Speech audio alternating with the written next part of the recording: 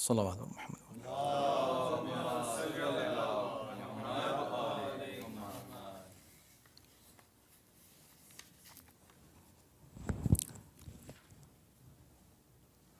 سورہ مبارک آل عمران کی آیت نمبر 26 اور 27، 26 and 27. اعوذ باللہ السمیع العلیم من الشیطان اللعین الرجیم. بسم اللہ الرحمن الرحیم. الحمد للہ رب العالمین والصلاة والسلام علی سیدنا و نبینا و مولانا ابی القاسم محمد وآلہ الطیبین الطاہرین المعصومین. اما بعد فقد قال اللہ فی کتابہ الکریم. بسم اللہ الرحمن الرحیم.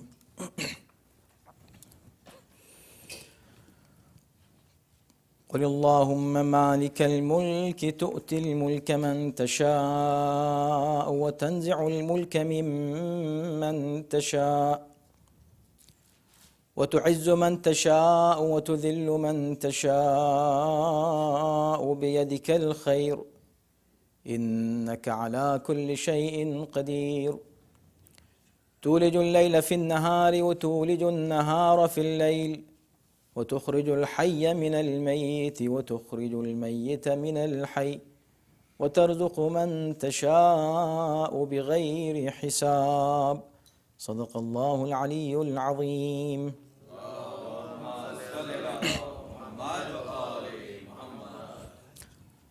ارشاد ہو رہا ہے کہ اے پیغمبر آپ کہیے کہ پروردگار تو اقتدار کا حقیقی مالک ہے، جسے چاہتا ہے اقتدار دیتا ہے اور جس سے چاہتا ہے اقتدار چھین لیتا ہے، جسے چاہتا ہے عزت دیتا ہے اور جسے چاہتا ہے ذلیل کر دیتا ہے. ہر بھلائی اور خیر تیرے اختیار میں ہے اور تو ہر چیز پر قادر ہے. تو رات کو دن میں اور دن کو رات میں داخل کرتا ہے اور تو زندے کو مردہ اور مردے کو زندے سے نکالتا ہے اور جسے چاہتا ہے بے حساب رزق عطا فرماتا ہے. اس آیہ کریمہ کے ذیل میں گزشتہ ہفتے تفصیل سے گفتگو کی گئی تھی. آپ حضرات کے اذہان میں وہ اہم نکات یقیناً محفوظ ہوں گے. اس آیت کی اہمیت احادیث کی روشنی میں بھی آپ کے سامنے پیش کی گئی تھی کہ ان دونوں آیتوں کی کیا اہمیت ہے اور کیا فضیلت ہے. آج اسی موضوع کو ہم پھر آگے بڑھاتے ہیں. حکم ہو رہا ہے قل کہو اے ہمارے حبیب اللہم. اللہم میں میم مشدد تشدید والی میم جو لگی ہوئی ہے اللہ کے بعد، یہ میم یا منادہ کی جگہ ہے. یعنی جس طرح یا اللہ کہتے ہیں، یا کی جگہ آخر میں میم مشدد لگا دیا جائے تو اللہم وہی مفہوم دیتا ہے، یعنی اے پروردگار، اے اللہ. اسی لیے یہ دونوں ایک جگہ جمع نہیں ہو سکتے. یعنی آپ یا اللہم نہیں کہہ سکتے، یا تو یا اللہ کہیں گے یا اللہم کہیں گے، دونوں کا مطلب ایک ہی ہے. قل اللہم کہو اے پروردگار، اے ہمارے مالک، مالک الملک، تو ملک کا مالک ہے. گزشتہ ہفتے تفصیل بیان کی گئی تھی مالک الملک کے تعلق سے، اور ملک اور ملک کا فرق واضح کیا گیا تھا کہ ملک ملکیت کا نام ہے اور ملک اقتدار کو کہتے ہیں. صاحب ملک کو مالک کہا جاتا ہے. یہ مکان کا مالک ہے، یہ اس گاڑی کا مالک ہے، یہ اس سامان کا مالک ہے، یہ اس پیسے کا مالک ہے. تو مالک وہ ہے جس کی ملکیت ہو، اور صاحب ملک کو ملک کہا جاتا ہے، بادشاہ. اور اسی نسبت سے سورہ بقرہ کی آیت نمبر 137 میں طالوت کا جہاں تذکرہ کیا گیا تو وہاں یہی کہا گیا کہ وَقَالَ لَهُمْ نَبِيُّهُمْ إِنَّ اللَّهَ قَدْ بَعَثَ لَكُمْ طَالُوتَ مَلِكًا. ان کے نبی نے انہیں اطلاع دی، ان کو بتایا کہ اللہ نے تمہارے لیے طالوت کو ملک بنایا ہے، بادشاہ، حاکم. تو ملک یعنی حاکم. اور ملک کے بارے میں ہم نے یہ بھی عرض کیا تھا، ملک کو یعنی اختیار کو اور اقتدار کو اور بادشاہی کو یا بادشاہت کو ملک اس لیے کہا جاتا ہے کہ وہ دوسروں کی ملکیت پر اپنی ظاہری ملکیت کا دعویٰ کرتا ہے. مکان آپ کا ہے، ملکیت آپ کی ہے، لیکن ملک حاکم کا ہے. تو اس مکان پر اس کا بھی کچھ اختیار ہے، حالانکہ ملکیت آپ کی. وہ بیچ نہیں سکتا آپ کے مکان کو، خرید و فروخت آپ ہی کریں گے، اس لیے کہ ملکیت میں خرید و فروخت کا اختیار مالک کو ہوتا ہے. لیکن ملک کو بھی کچھ اختیارات ہیں کہ اگر وہ یہ دیکھے کہ مملکت کے فائدے میں یہ ہے کہ اس مکان کو توڑ دیا جائے تو وہ حکم دے سکتا ہے کہ اس مکان کو توڑ کے یہاں سڑک بنا دی جائے. تو گویا ایک اعتبار سے وہ دوسروں کی ملکیت پر ملکیت رکھتا ہے. اس کو کہتے ہیں ملک.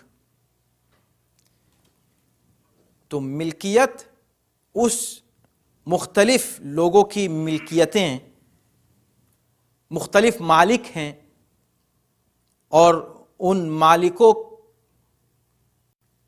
کا ایک گروہ ہے، گروپ ہے جس سے سوسائٹی بنتی ہے. ان پر ایک شخص حاکم ہے جو ان تمام ملکیتوں پر پھر اپنی ایک ملکیت کا اظہار کرتا ہے یا دعویٰ کرتا ہے یا رکھتا ہے اختیار.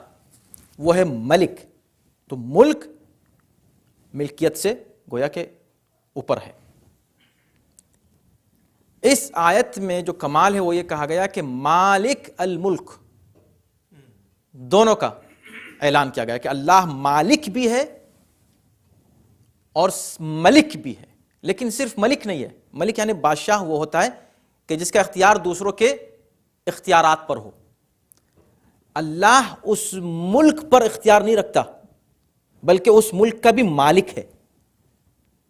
نہ صرف یہ کہ اس بادشاہوں کا بادشاہ ہے بلکہ بادشاہوں کا مالک ہے. تو مالک الملک کا مطلب یہ ہے کہ کہیں بھی اختیار کا تصور ہو، اقتدار کا تصور ہو، حکومت کا تصور ہو، آخر میں جا کر خدا تک منتہی ہوتا ہے وہ اقتدار. کسی کا بھی اختیار ہو، کوئی بھی. اب یہ جو اختیار ہے دو طرح کا ہو سکتا ہے، اس پر بھی گفتگو ہوئی تھی اور وہی آج ہم کو پھر تھوڑی سی اس کی وضاحت کرنی ہے. اب یہ جو ملک ہے، مالک الملک، ہر طرح کی جو ملکیت ہے یا ملک ہے اس کا وہ اصل مالک ہے. بنیادی طور پر سارا اختیار و اقتدار و ملکیت اس کی ہے. لہو ما فی السماوات و ما فی الارض، اس کا ہے جو کچھ ہے زمین و آسمان میں، اس کا ہے. اور اتنی ملکیت اسی کی ہے. لہو لام ملکیت ہے اس کے اندر. لہو ما فی السما، اس کا ہے جو کچھ ہے. تو وہ جب ہر چیز کا مالک ہے اور وہی ملک ہے اور وہی بادشاہ ہے اور وہی بادشاہوں کا بادشاہ بھی ہے اور بادشاہوں کا مالک بھی ہے، اب اس کو اختیار ہے کہ جس کو چاہے جتنا اقتدار دے دے. کسی کو کسی ایک محدود علاقے کا مالک بنا دیا، کسی کو محدود زمانے کا مالک بنا دیا یا ملک بنا دیا. تو اقتدار اللہ تؤتی الملک من تشاء، اب جس کو تو چاہتا ہے ملک دے دیتا ہے. وَتَنزِعُ الْمُلْكَ مِمَّنْ تَشَاءُ، اور جس سے چاہتا ہے مملکت تو چھین لیتا ہے۔ اب جس کو چاہتا ہے تو ملک دیتا ہے، اس سے بہت بڑی غلط فہمیاں پیدا کی گئیں جان کر۔ جنہوں نے غلط اقتدار پر قبضہ کیا، ظالم بادشاہوں نے، خاص طور پر مسلم ظالم بادشاہوں نے اس آیت کا سہارا لیا اپنی حقانیت ثابت کرنے کے لیے کہ دیکھو ہمارے پاس اختیار ہے، ہم بادشاہ ہو گئے، ہم خلیفہ ہو گئے، ہمارے پاس اقتدار ہے، اور یہ اقتدار اللہ نے ہم کو عطا کیا ہے۔ قُلِ اللَّهُمَّ مَالِكَ الْمُلْكِ تُؤْتِي الْمُلْكَ، جس کو تو چاہتا ہے تو ہم کو اللہ نے چاہا تو ہم کو دے دیا۔ تو اس پر پہلی بات تو یہ دیکھیں کہ یہ ملک دو طرح کا ہے، جس پر گفتگو اس سے پہلے ہو چکی تھی۔ ایک وہ ملک ہے جو خدا دیتا ہے اپنے اختیار سے، اور اس کے لیے ہم یہ آیت آج پیش کرنا چاہ رہے ہیں جو آپ آلریڈی سن چکے ہیں، اس کی تشریح نہیں کریں گے، صرف ایز اے ریفرنس۔ وہی آیت سورہ بقرہ کی آیت نمبر 137 طالوت کا جہاں ذکر ہے اور اس کو بادشاہ بنانے کا ذکر ہے۔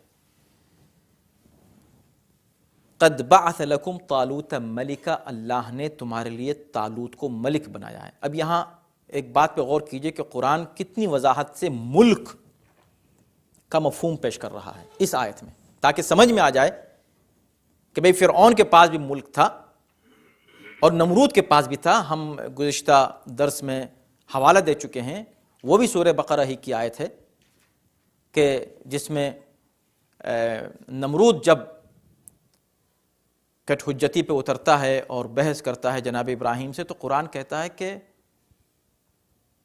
الم تر الی الذی حاج ابراہیم فی ربہ ان آتاہ اللہ الملک، وہ دیکھو وہ جو بحث کر رہا تھا ابراہیم سے ان کے رب کے بارے میں، اور بحث اس لیے کر رہا تھا کہ اللہ نے اس کو ملک جو دے دیا تھا، حکومت۔ تو اس کا مطلب ہے کہ پھر نمرود کو بھی حکومت اللہ نے دی تھی، تو فرعون کو بھی حکومت اللہ دیتا ہے۔ اب کس طرح اللہ دیتا ہے سب کو حکومتیں، اور کیسے مالک الملک تؤتی الملک من تشاء کا مطلب کیا ہے؟ جس کو چاہتا ہے حکومت دیتا ہے۔ ایک ہے اللہ اپنے اختیار سے اپنی مرضی سے کسی کو حکومت دیتا ہے، ایک ہے کہ کوئی شخص اس حکومت پہ قابض ہو جاتا ہے۔ دونوں صورتوں میں اس قبضہ کرنے کی جو صلاحیتیں اس کے پاس تھیں وہ سب اللہ کی دی ہوئی تھیں۔ ہم نے مثال دی تھی کہ مثلا انسان کسی کو قتل کرے، کسی پر ظلم کرے یا کسی کی مدد کرے، ہاتھ وہی ہے۔ ہاتھ کس نے دیا؟ اللہ نے۔ تو کیا آپ یہ کہیں گے کہ اللہ نے مجھے ہاتھ دیا تھا لہذا میں اس ہاتھ سے کسی کو قتل کرتا ہوں تو خدا نے قتل کیا؟ اللہ نے آپ کو ہاتھ دیا ہے، ہاتھ دینے کے بعد آپ کو آزاد چھوڑ دیا ہے، لیکن حکم یہ دیا ہے کہ اس ہاتھ کو صحیح استعمال کرو۔ یہ ہاتھ صحیح استعمال اگر ہو تو ہاتھ قابل تعریف ہے، ہاتھ صحیح استعمال نہ ہو تو ہاتھ قابل تعریف نہیں ہے۔ اسی طرح مملکت جو ہے، ملک، حکومت و اقتدار و اختیار پر کوئی آ جائے، اگر اس کو صحیح استعمال کرے تو قابل تعریف ہے وہ شخص، استعمال نہ کرے تو قابل تعریف نہیں ہے وہ شخص۔ لیکن خدا کس کو ملک دیتا ہے؟ اب اس آیت پہ تھوڑا سا غور کریں گے تو بات بالکل واضح ہو جائے گی، ہم پھر آگے بڑھیں گے۔ وہ یہ ہے کہ لفظ دیکھیں کہ جیسے ہی اللہ نے یہ کہا، یعنی اللہ کے نبی نے یہ کہا کہ اللہ نے تمہارے لیے طالوت کو بادشاہ مقرر کیا ہے، تو فوراً بنی اسرائیل کے وہ افراد جن پر بادشاہ مقرر کیا گیا تھا، ملک بنایا گیا تھا، طالوت ملکا، لفظوں پر غور کیجئے گا، تو ملک بنایا تھا اللہ نے کس کو؟ طالوت کو۔ تو فوراً ان لوگوں نے کیا کہا؟ بس یہی اگر بات سمجھ میں آ جائے تو ہر بات واضح ہو جائے گی کہ معیار اصل میں دو ہیں، ملک کا تصور دو ہے۔ ایک وہ ملک ہے جو الہی مملکت جس کو کہا جا سکتا ہے، یعنی جو الہی تصور ہے ملک کا، اور ایک تصور دنیاوی تصور ہے ملک کا، حکومت کا۔ دنیا والے کسے اقتدار کہتے ہیں، کسے حکومت کہتے ہیں، کسے بادشاہی کہتے ہیں، خدا کسے حکومت کہتا ہے۔ یہاں اس بات کو واضح کیا جا رہا ہے۔ تو فوراً انہوں نے یہ کہا انا یکون لہ الملک علینا، ملک، اس کو ملک بنا دیا، اس کو بادشاہ بنا، اس کی بادشاہی ہم پر کیسے ہو سکتی ہے؟ یہ فوراً سب نے کہا اس کی بادشاہی ہم پر کیسے ہو سکتی ہے؟ وَنَحْنُ أَحَقُّ بِالْمُلْكِ مِنْهُ، اور ہم کو زیادہ استحقاق حاصل ہے کہ ہم کو بادشاہی ملے، ہم میں سے کوئی بادشاہ بنے. یہ کہاں سے آ گیا بادشاہ بننے کے لیے؟ کیوں بھائی وہ کیوں نہیں بادشاہ بن سکتا؟ تو کہا کہ وَلَمْ يُؤْتَ سِعَةً مِّنَ الْمَالِ، اس کے پاس تو مال و دولت ہی نہیں، تو غریب آدمی ہے، یہ کیسے بادشاہ بن جائے گا؟ دیکھیں تو ایک معیار یہ بنا بادشاہی کا کہ جس کے پاس دولت ہو، پیسہ ہو، بڑے خاندان کا ہو، اس کا ایک پس منظر ہو، اس کے پاس ووٹ ہوں، لوگ ہوں، لشکر ہو، عسکر ہو، اقتدار ہو، اختیار ہو، وہ شخص بادشاہ بن سکتا ہے. دنیاوی اعتبار سے یہ ایک دنیاوی معیار بنا. کہ ٹھیک، اب یہ تم اس کو سمجھ رہے ہو کہ ایسے شخص کو حکومت ملنی چاہیے. اب خدا نے کہا کس کو ملنی چاہیے؟ تو فوراً نے کہا کہ نہیں. قال، اس نبی نے کہا ان لوگوں سے بتایا، قال ان اللہ اصطفاہ علیکم وزادہ بسطۃ فی العلم والجسم. تم کہہ رہو کہ یہ کیسے بن گیا؟ تو غریب آدمی، اس کے پاس تو پیسہ نہیں ہے، یہ کیسے بادشاہ بن گیا؟ اس کو خدا نے منتخب کیا ہے. اصطفاہ علیکم، اس کی حکومت اس لیے حکومت ہے اور یہ بادشاہ اس لیے، ملک اس لیے، اللہ نے اس کو چنا ہے. پہلی بات، اللہ نے اس کو چنا.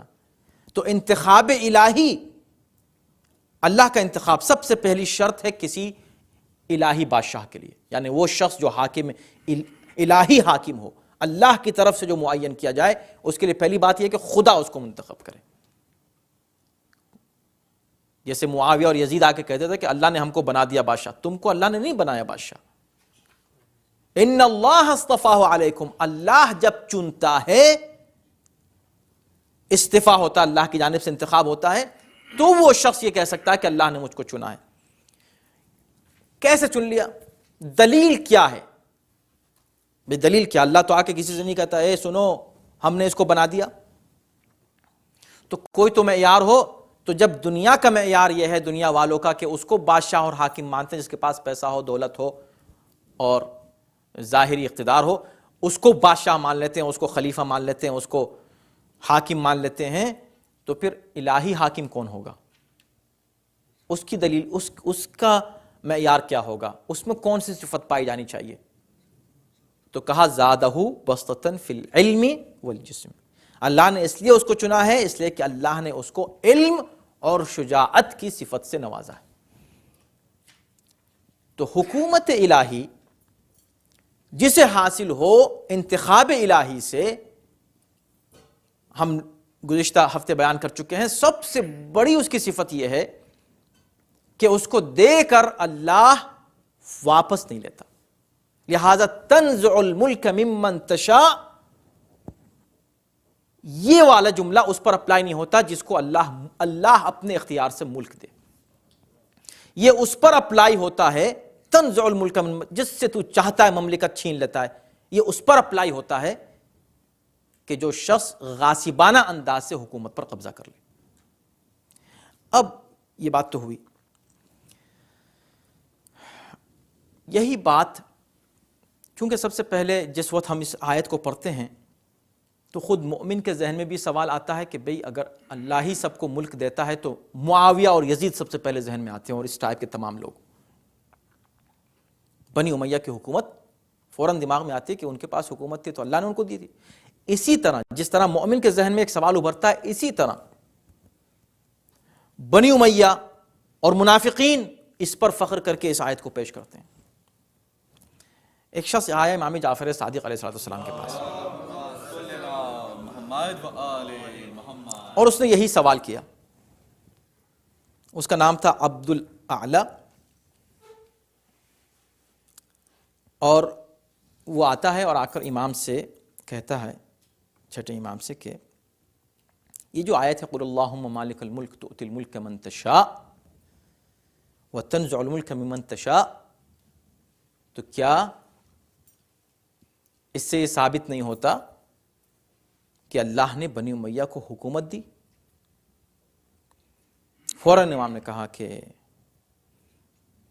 ایسا نہیں ہے جو تم سمجھے ہو، غلط سمجھے ہو تم، حقیقت کچھ اور ہے. کہا حقیقت کیا ہے؟ کہا بلکہ ایسا ہے کہ یہ ملک اللہ نے ہم کو عطا کیا، اوریجنلی حکومت اللہ نے ہم کو عطا کی. اور بنی امیہ نے وہ حکومت لے لی۔ اس کے بعد ایک مثال دی امام نے چھوٹی سی، ایک ہی جملے میں، کہا انہوں نے وہ حکومت ایسے ہی لے لی جیسے کوئی شخص کسی کا لباس بغیر اجازت کے لے لے اور پہن لے، تو پہننے کے بعد جو پہنے ہوئے ہے لباس، یہ لباس اس کا نہیں کہلائے گا، لباس ابھی بھی اس کا ہوگا جو اس کا حقیقی مالک ہے۔ بنی امیہ نے لباس حکومت ہم سے لے لیا اور پہن لیا، حکومت ہماری ہے، اللہ نے ہم کو دیا۔ اور اس کی سب سے بڑی دلیل وہ آیت ہے جو ہم گزشتہ ہفتے پیش کر چکے ہیں، وَلَقَدْ آتَيْنَا آلَ إِبْرَاهِيمَ الْكِتَابَ وَالْحِكْمَةَ وَآتَيْنَاهُمْ مُلْكًا عَظِيمًا، ہم نے آل ابراہیم کو کتاب دی، حکمت دی اور ملک عظیم دیا۔ نہ صرف ملک دیا، ملک عظیم دیا، ملکن عظیمہ۔ اب یہ جو ملک عظیم اللہ نے دیا، کس کو دیا؟ آل ابراہیم کو دیا۔ آل ابراہیم میں آپ جس کو دیں، آل ابراہیم میں کس کے پاس حکومت رہی؟ جناب داؤد و سلیمان اور یوسف، یہ تین افراد ایسے ہیں جن کے پاس حکومت رہی ہے ظاہری۔ اس کے بعد کیا ہے؟ یعنی نبوت جو ہے یہی ملک عظیم ہے، کتاب ملک عظیم ہے، یہ علم جو اللہ نے دیا ہے آل ابراہیم میں، یہ ملک عظیم ہے۔ ورنہ تو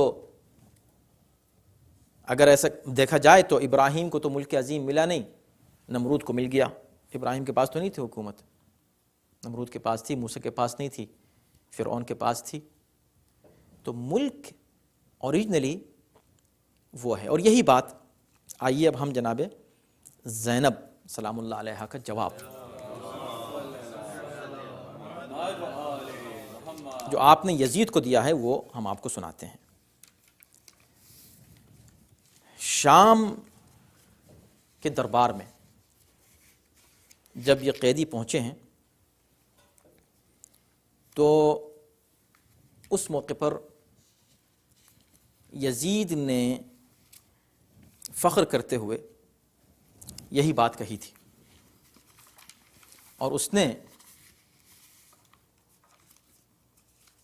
جناب زینب اور دیگر تمام کربلا کے اسیر سامنے کھڑے ہوئے ہیں، اور ان کے سامنے اس نے ایک مرتبہ فخر کے ساتھ یہ کہنا شروع کیا کہ دیکھا اللہ نے مجھ کو کیسی فتح عطا کی، اور جن کو اشارہ کیا سر امام حسین کی طرف اور کہا کہ یہ وہ ہیں کہ جو فخر کرتے تھے کہ میں یزید سے اچھا ہوں، میرا باپ یزید کے باپ سے اچھا ہے، میری ماں یزید کی ماں سے اچھی ہے اور میں یزید سے بہتر ہوں، یہ کہتے تھے۔ اب وہ تمام درباریوں کو خطاب کر کے کہتا دیکھا جہاں تک باپ کے اچھے ہونے کی بات تھی وہ دونوں چلے گئے، وہ جانے اور وہ جانے۔ جہاں تک ماں کے اچھے ہونے کی بات ہے، بہتر ہونے کی بات ہے، اس میں کوئی شک نہیں کہ ان کی ماں میری ماں سے بہتر تھی، چلے یہ اعتراف تو اس نے کیا کم سے کم۔ اور جہاں تک ان کے جد کے بہتر ہونے کی بات ہے وہ بھی بات صحیح ہے کہ ان کے جد میرے جد سے بہتر تھے، لیکن یہ جو یہ دعویٰ کرتے تھے کہ میں یزید سے بہتر ہوں، یہ دیکھا غلط ثابت ہوا کہ نہیں تم سب کے سامنے؟ دیکھیں آپ یزید کا فلسفہ، اس نے کہا یہ غلط ثابت ہوا کہ نہیں سب کے سامنے؟ اب دیکھو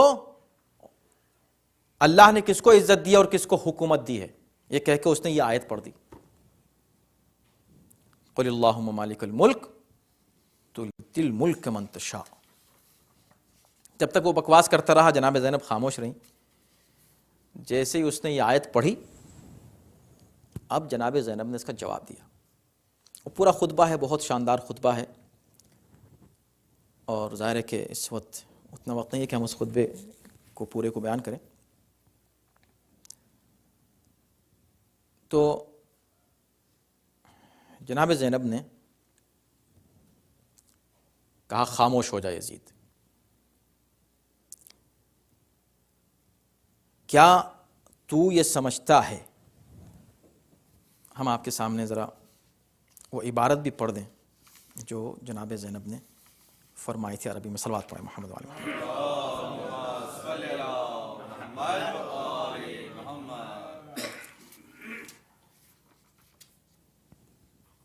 فرمایا کہ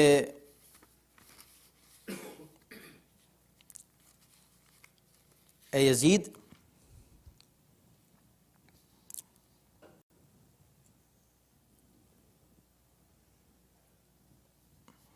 پہلے تو انہوں نے فرمایا کہ وَلَئِن جَرَّتْ عَلَيَّ الدَّوَاهِ مُخَاطَبَتَكَ فَإِنِّي لَأَسْتَصْغِرُ قَدْرَكَ وَأَسْتَعْظِمُ تَعْرِيقَكَ.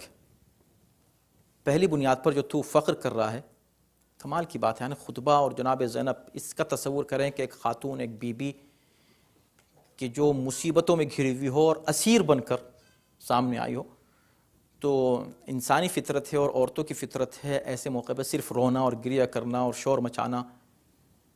اس کے بجائے شجاعت کے ساتھ، بہادری کے ساتھ اس کے جواب میں پہلی بات جو کہی وہی ایسی تھی کہ وہی کافی تھی. یہ تو خطبہ بہت بڑا ہے. کہا کہ آج میں تیرے سامنے کھڑا ہو کے تجھ سے بات کرنے پر مجبور ہوں. یہ زمانہ ہے، یہ گردش زمانہ ہے، یہ وقت کی بات ہے کہ آج مجھے تجھ سے بات کرنی پڑ رہی ہے. حالانکہ میری نظر میں تیری قدر جتنی چھوٹی ہے اس کو بیان نہیں کیا جا سکتا. یعنی تیری کیا حیثیت ہی کیا ہے کہ میں تجھ سے بات کروں. لیکن بہر کیف اب جب ایسا ہو گیا ہے تو اب میں تجھ کو بتاتی ہوں. کہا کہ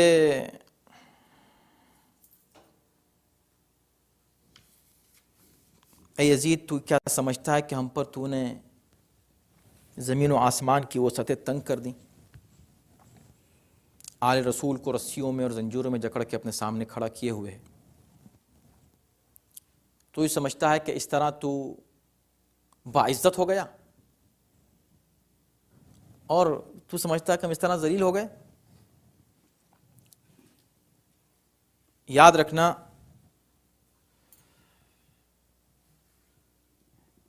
کہ ظاہری فتح پر خوشی میں سرمست ہو کر اور اترا کر اور یہ جشن منا کر اور یہ غرور کر کے تو جو آیت پڑھ رہا ہے، یہ آیت نہیں ہے تیرے لیے. تیرے لیے جو آیت ہے وہ میں پڑھ کے تجھ کو سناتی ہوں. اس کے بعد جناب زینب نے سورہ آل عمران ہی کی اتفاق سے آیت نمبر 178 پڑھ کر سنائی. سبحان اللہ. 78 یعنی 178. اور اس سے کہا کہ فہم مہلا مہلا انسیت قول اللہ عز وجل. تو آج اس ظلم کے ساتھ حکومت کرتے ہوئے اور سرمست ہو کر تو بھول گیا ہے اللہ کو، اور تو بھول گیا ہے اپنی حقیقت کو، اور تو سمجھتا ہے کہ اللہ نے تجھ کو حکومت دی ہے. سن. وَلَا يَحْسَبَنَّ الَّذِينَ كَفَرُوا أَنَّمَا نُمْلِي لَهُمْ خَيْرٌ لِأَنفُسِهِمْ. یاد رکھنا کہ جو لوگ ظلم کرتے ہیں اور کفر کرتے ہیں وہ یہ نہ سمجھیں انما نملی لہم خیر لانفسہم کہ ہم جو ان کو مہلت دیتے ہیں، ان کی رسی دراز ہوتی ہے تو وہ ان کے لیے بہتر ہے، یہ ان کے لیے خیر ہے. یہ ان کے لیے خیر نہیں ہے. انما نملی لہم لیزدادوا اثما ولہم عذاب مہین. ہم ان کو اس لیے ان کی رسی دراز کرتے ہیں، ان کے ظلم کی، ان کو چھوٹ اس لیے دیتے ہیں، مہلت اس لیے دیتے ہیں تاکہ ان کے ظلم میں اضافہ ہو اور وہ اپنے گناہوں میں اضافہ کریں اور ان کے لیے اہانت آمیز عذاب ہو. لیکن وہ اپنی عزت پر فخر کر رہا تھا. آیت بھی ایسی پڑھی جس میں لفظ عذاب علیم نہیں ہے. ایک ہے عذاب علیم یعنی دردناک عذاب، ایک ہے عذاب مہین اہانت آمیز عذاب. ایسا عذاب جس سے وہ اپنی ذلت محسوس کرے جس پر عذاب ہو رہا ہے، کہہ رہے میں ایسا آدمی اور مجھ پر ایسا عذاب مہین، اہانت آمیز عذاب۔ تو یہ تیرے لیے ہے، تو جو آج حکومت میں ہے یہ اصل میں تجھ کو مہلت دی گئی ہے، اللہ نے تجھ کو مہلت دی ہے ان ظالموں کی طرح، یہ آیت تیرے لیے ہے کہ وہ آیت۔ اس کے بعد جناب زینب کے خطبے کے جملے ہیں، اللہ اکبر کہ فکت کیدک وسع سعیک وناصب جہدک فواللہ لا تمحو ذکرنا ولا تمیت وحینا ولا تدرک امدنا ولا ترخص عنك عارها وهل رأيك الا فند وايامك الا عدد وجمعك الا بدد یوم ینادی المنادی الا لعنت اللہ علی الظالمین۔ ایک اور آیت پڑھ کے سنا دی اس کو، فرمایا کہ اب تو جو سمجھ رہا ہے قتل کر کے ان شہداء کو، یعنی فخر کے ساتھ کریں کہ یہ تو اللہ نے ان کو یہ عزت دی کہ ان کو شہید قرار دیا، اور وہ آیت پڑھی وَلَا تَحْسَبَنَّ الَّذِينَ قُتِلُوا فِي سَبِيلِ اللَّهِ أَمْوَاتًا بَلْ أَحْيَاءٌ عِنْدَ رَبِّهِمْ يُرْزَقُونَ۔ اگر آپ ان آیتوں کو دیکھیں تو جو آیت اس نے پڑھی ہر آیت میں کوئی نہ کوئی ایک ربط ہے اور اس آیت کا ایک جواب ہے، اس لیے کہ اس آیت میں ترزق من تشاء بغیر حساب، تو جس کو چاہتا ہے بے حساب رزق دیتا ہے۔ تو جناب زینب نے وہ آیت پڑھی کہ جو حقیقی رزق جو پا رہے ہیں وہ یہ ہیں جو شہید ہو گئے ہیں، جن کو تو شہید کر چکا ہے ان کے پاس۔ اس کے بعد پھر اس میں ہے یخرج الحی من المیت ویخرج المیت من الحی، مردے سے زندہ کو، زندہ سے مردے کو نکالتا ہے۔ تو زندگی اور موت کی حقیقت جناب زینب نے اس کے سامنے پیش کی کہ قرآن کی یہ آیت حقیقی زندگی پیش کر رہی ہے، یہ شہداء وہ حقیقی زندگی رکھتے ہیں، ان کو تو مردہ نہیں کہہ سکتے۔ اس کے بعد فرماتے ہیں کہ فقط قیدک، اپنی پوری کوشش کر لے، جتنی ہو سکے کوشش کر لے۔ اب دیکھیں یہ چیلنج ہے جناب زینب کا، ایک اسیر، ایک قیدی، ایک اتنے بڑے بادشاہ کے، ظاہری بادشاہ کے سامنے، ظالم بادشاہ کے سامنے کھڑے ہو کے ایک چیلنج دے رہی ہیں سب کے سامنے دربار میں۔ فقط قیدک، اپنی ساری کوشش کر کے دیکھ لے، وسع سعیک، جتنا ہو سکے تو اپنی کوششیں اور کاوشیں کر لے، وناصب جہدک، آخری حد تک تو اپنی کاوشیں مکمل کر لے۔ فواللہ، میں قسم کھا کے کہتی ہوں اپنے پروردگار کی، لا تمحو ذکرنا، تو ہمارے ذکر کو نہیں مٹا سکتا، تو ہمیں قتل کر سکتا ہے، تو ہمیں اسیر کر سکتا ہے، تو ہمارے ذکر کو نہیں مٹا سکتا، ذکر ہمیشہ باقی رہے گا۔ یہ جناب زینب نے اس وقت دربار میں یزید سے کہا تھا، اور آج یہ چیز ثابت ہے کہ نہیں۔ وَلَا تُمِيتُ وَحْيَنَا، کمال کی بات ہے، اور تو ہماری وحی، جو ہماری وحی ہے اس وحی کو تو مار نہیں سکتا، تو صاحب وحی کو مار سکتا ہے، وحی کو نہیں مار سکتا۔ یہ وحی کہہ کے ہمارا کہا، ہماری وحی، یعنی قرآن کو اپنی طرف نسبت دی، یعنی بتایا کہ تو کیا کہہ رہا ہے، تو قرآن کی آیتیں پڑھ رہا ہے، قرآن تو ہمارا ہے، وحی تو ہم پہ نازل ہوئی تھی، وحی تو ہمارے گھر میں اتری تھی، قرآن تو ہمارے گھر میں نازل ہوا تھا، تو سب کچھ کر سکتا ہے لیکن قرآن کو قتل نہیں کر سکتا، تو قرآن کو ختم کر سکتا ہے۔ اور یہ وہی بات تھی جو خود مولا نے امام حسین نے نوک نیزہ پر قرآن کی تلاوت کر کے بتایا تھا کہ تو ہمارے سر کو جدا کر سکتا ہے لیکن ہم کو قرآن سے جدا نہیں کر سکتا۔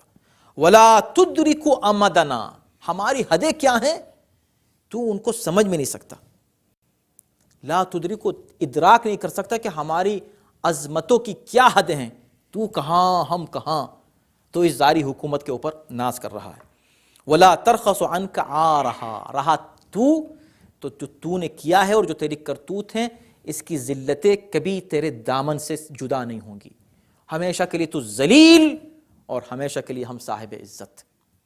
تو عز من تشاء وتذل من تشاء کی حقیقت اگر دیکھنی ہے تو حسین اور یزید کو دیکھ لو، وہاں حکومت بھی تھی، اختیار بھی تھا، اقتدار بھی تھا، لیکن اس کے باوجود بھی وہاں ذلت و خواری ہے، اور یہاں عظمت اور یہاں پر عزت ہے۔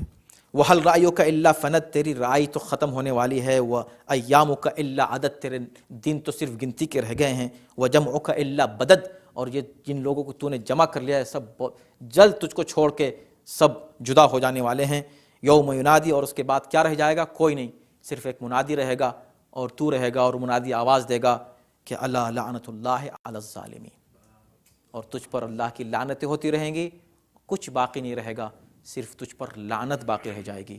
اور وہ چیز آج آپ دیکھ لیجئے کہ جناب زینب جو ایک اسیر، ایک خاتون سامنے کھڑی ہوئی ایک بڑے بادشاہ کے، اس کی عظمتیں، اس پر سلام اور درود باقی ہے، اور وہ جو بادشاہ خود کو اپنے کہتا تھا اس پر لعنتیں ہیں اور کچھ نہیں ہے. تو اس کا مطلب یہ ہوا، اور بھی ہے. خیر ہم اس خطبے کو اب یہاں تمام کرتے ہیں. خطبہ پورا کبھی موقع ہو تو ضرور پڑھیے گا، بہت دلچسپ ہے اور بہت عظیم ہے. اور اس کے علاوہ بھی جناب زینب کے اور دیگر اسیران کربلا کے خطبے ہیں اور اقوال ہیں جگہ جگہ، جو ابن زیاد سے گفتگو کی ہے اور یزید سے گفتگو کی ہے، جس سے بات واضح ہو جاتی ہے، اس آیت کا تصور سامنے آ جاتا ہے کہ مالک الملک تؤتی الملک سے مطلب یہ نہیں ہے کہ اللہ نے حجاج کو حکومت دی تھی، اس کا مطلب نہیں ہے کہ اللہ نے ابن زیاد کو حکومت دی تھی، اس کا مطلب نہیں ہے کہ اللہ نے یزید کو حکومت دی تھی. جیسے کہ آج کل کچھ یزیدی بھی وہی کہتے ہیں جو یزید کہہ رہا تھا، جو یزید نے دعویٰ کیا تھا، اور ان یزیدوں کا جواب ہم وہی دیتے ہیں جو جناب زینب نے دیا تھا. آج بھی وہی جواب ہے ان لوگوں کے لیے جو جناب زینب کا جواب تھا. اور یہ بات واضح ہے کہ نہیں، اللہم مالک، ایک چیز ہے جو قرآن نے اٹیچ کر دی ہے، اللہم مالک الملک تؤتی الملک من تشاء، جس کو تو چاہتا ہے ملک دیتا ہے، جسے چاہتا ہے ملک چھین لیتا ہے. یہاں ختم نہیں کر دی بات، وتعز من تشاء وتذل من تشاء، جس کو چاہتا ہے عزت دیتا ہے، جس کو چاہتا ہے. اس کا مطلب یہ کہ ملک وہ ہے جو عزت کے ساتھ ہو، جو عزت کے ساتھ ملک ہے وہ اللہ کا دیا ہوا ہے. جو ذلت کے ساتھ ملک ہو یا جس کے بعد کبھی بھی ذلت ہو مؤمنین کی نظر میں، وہ انسان کا قبضہ کیا ہوا ہے. اس پر ہم بعد میں ذلت و عزت و ذلت پر گفتگو کریں گے. اختصار کے ساتھ یہ کہ جس طرح ملک کے لیے مختلف معیارات ہیں، انسان مختلف معیار رکھتا ہے ملک کے لیے، حکومت کے لیے، اسی طرح عزت و ذلت کے مختلف معیار. منافقین کی نظر میں کچھ اور معیار ہے. سورہ منافقون آپ پڑھ کے دیکھیں تو اس میں کہا کہ لَإِن رَجَعْنَا إِلَى الْمَدِينَةِ لَيُخْرِجَنَّ الْأَعَزُّ مِنْهَا الْأَذَلَّ. منافق کہتے ہیں کہ ہم مدینہ جب واپس جائیں گے نا تو ہم میں جو صاحب عزت ہیں ان کو باہر نکال دیں گے جو صاحب ذلت ہیں. یعنی مسلمانوں کو کہتے تھے جو مؤمنین ہیں کہ ہم ان کو سب کو مدینے سے باہر نکال دیں گے. ہم بس مدینے واپس پہنچ جائیں. جنگ سے واپس آ رہے تھے، کہہ لیں گے لوگ ہار گئے، اب ہم جب مدینے جائیں گے تو ان جتنے ذلیلوں کو واپس کر دیں گے. ذلیل کہا ان کو، کس کو؟ مؤمنین کو. اور خود کو کیا کہہ رہے ہیں؟ اعز، صاحب عزت.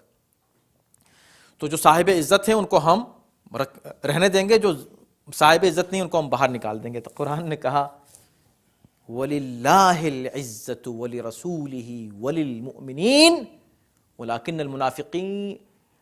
الْمُنَافِقِينَ لَا يَعْلَمُونَ. اصل میں عزت تو اللہ کی ہے، رسول کی ہے، مؤمنین کی ہے، اور منافقوں کو پتہ ہی نہیں.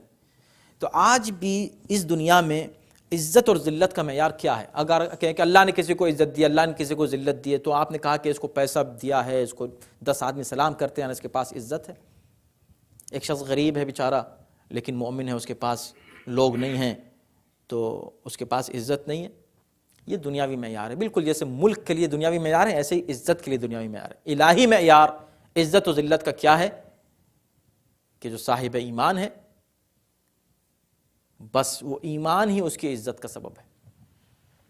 صاحب ایمان نہیں ہے تو عزت اس کے لیے نہیں ہے. بیدک الخیر، اے پروردگار سارا خیر تیرے اختیار میں. خیر پر بھی گفتگو انشاءاللہ تھوڑی سی ہوگی بعد میں، اور تھوڑی سی تشریح کہ خیر کا مفہوم کیا ہے. اس لیے کہ خیر کے معنی اور خیر کا استعمال جہاں ہوتا ہے وہ کس مفہوم میں ہوتا ہے. اس وقت صرف اتنا عرض کریں گے ہم کہ بیدک الخیر، الخیر پر الف لام استغراق ہے. جتنا خیر اور بھلائی کی جتنی بھی صورتیں ہیں سب تیرے اختیار میں. یعنی آپ دیکھیں 3 چیزیں ہو گئیں. ایک ہوا ملک، دوسرے ہوا عزت. تو ہو سکتا ہے کہ کسی کے پاس ملک نہ ہو، عزت ہو، جیسے کہ آل ابراہیم کو اللہ نے ملک بھی دیا لیکن عزت بھی دی، اور وہ عزت دی جو ملک سے بڑھ کر ہے، جو ظاہری حکومت۔ تو ہو سکتا ہے کسی مومن کے پاس حکومت نہیں ہے لیکن عزت ہے، ہو سکتا ہے وہ ظاہری عزت بھی نہیں ہے جس کو دنیا عزت سمجھتی ہے، وہ ملک بھی نہیں ہے جس کو دنیا حکومت سمجھتی ہے۔ اب تیسری چیز اللہ نے بیان کی، وہ بیدک الخیر، جو بھی بھلائی، اچھائی، جس شے کو بھی آپ کہیں، گڈنس، کسی طرح کے بھی بھلائی اور اچھائی جو ہے وہ اللہ کے اختیار میں۔ انک علی کل شیء قدیر، تو جس کو چاہے گا وہ بھلائی اور وہ خیر اور نیکی عطا کرے گا، ملک دے گا جس کو چاہے گا، عزت دے گا جس کو چاہے گا، خیر دے گا جس کو چاہے گا، اس لیے کہ نیکی اور خیر سب تیرے اختیار میں ہے اور تو ہر چیز پر قدرت رکھتا ہے۔